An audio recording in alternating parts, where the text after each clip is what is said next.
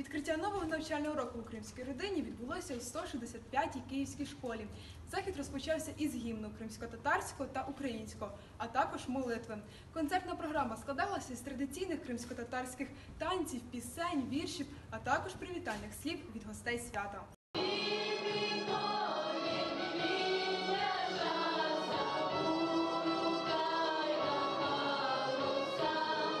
Ми розпочали у 2014 року, це було 8 дітей, з кожним роком все більше і більше, і наразі це більше 100 дітей, у нас по спискам 120 дітей навчається, це 5 груп за віком, розпочинаючи з 5 років до 18 років.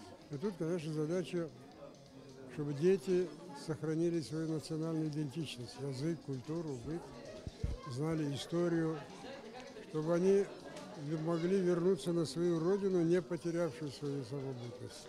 Мектепке исти барам, сабадан анда олам, ярсны деньле путрам, яшиба алар алам. Я вже 5-й рік на відкритті цієї школи Карима Ель-Аси, цього освітньо-культурного центру. І я бачив тих дітей, що вже вище мене на зріст, коли вони ще так зовсім маленькі були. І з кожним роком вони все більш професіональніше, все більш яскраво і гарно виступають. Я думаю, що це дуже великий позитивний момент не лише для збереження культури кримських татар, а взагалі для культурного різноманіття всієї України.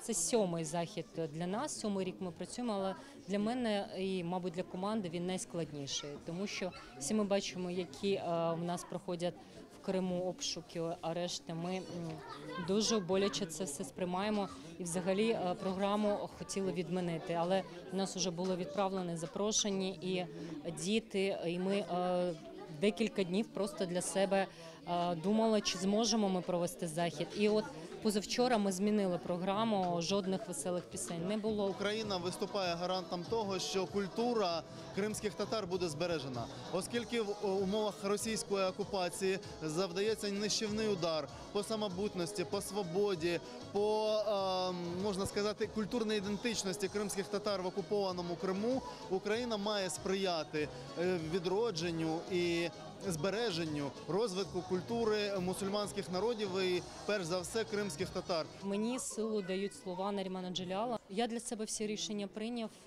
від жодного пути я не зійду, а кожен з нас має робити свою справу. І ви робите тут важливу справу, і ми постійно це бачимо, і обов'язково її продовжуйте.